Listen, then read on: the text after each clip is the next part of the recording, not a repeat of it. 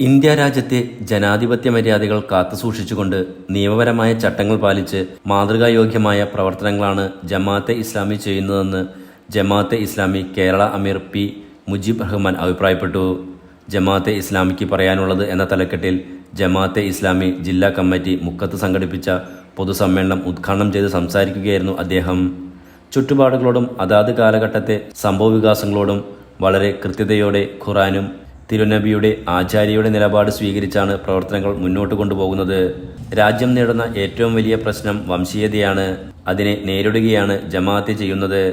രാജ്യത്തിന്റെ സാഹോദര്യവും സൗഹൃദവും നിലനിർത്തണമെങ്കിൽ വംശീയതയെ ചെറുക്കണമെന്നും ആമീർ പറഞ്ഞു. നമുക്കിടയിൽ അഭിപ്രായാന്തരമില്ലാതെ പറയാൻ കഴിയുന്ന കാര്യമാണ് ഈ രാജ്യത്തെ ഈ കാലഘട്ടത്തിൽ ഏറ്റവും വലിയ വെല്ലുവിളി എന്ന് പറയുന്നത് വംശീയതയാണ്. വംശീയത എന്ന് പറയുന്നത് വംശവിശുദ്ധിയിൽ അധിഷ്ഠിതമായ ഒരു കാഴ്ചപ്പാടാണ്. ഒരു ഏകശിലാ സമൂഹത്തിന്റെ രൂപീകരണം ആഗ്രഹിക്കുന്ന ഒരു ദർശനമാണ്. അത് ഈ രാജ്യത്തെ ഇന്ന് ഭരണഘടനാ രൂപമാണ്.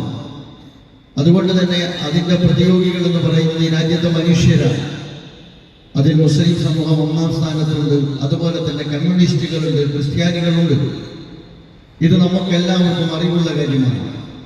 അതുകൊണ്ട് തന്നെ കുറച്ചു കാലങ്ങളായി സംഘപരിവാർ ഭരണകൂടത്തിന്റെ ഭാഗത്ത് നിന്ന് ഒരു ജനവിഭാഗത്തോടുള്ള വംശീയമായ വിദ്വേഷത്തിന്റെ അടിസ്ഥാനത്തിൽ ആ ജനവിഭാഗത്തിന്റെ വംശീയമായ ഉന്മൂലനം ലക്ഷ്യം വെച്ചുകൊണ്ടുള്ള നിരവധി പദ്ധതികളാണ് രൂപപ്പെട്ടുകൊണ്ടിരിക്കുന്നത് എന്ന് നിങ്ങൾക്ക് കാണാം.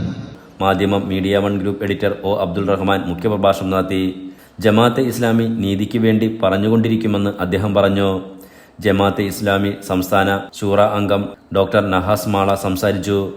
ജില്ലാ പ്രസിഡന്റ് ഫൈസൽ പൈങ്ങോട്ടായി അധ്യക്ഷത വഹിച്ചു. സ്വാലിഖ് സുബുൽ ഖുർആൻ പാരായണം നടത്തി. ജമാഅത്തെ ഇസ്ലാമി ജില്ലാ general secretary R K Abdul Hameed സ്വാഗതവും ജനറൽ കൺവീനർ സിറാജുദ്ദീൻ ഇബ്നു ഹംസ നന്ദിയും പറഞ്ഞു.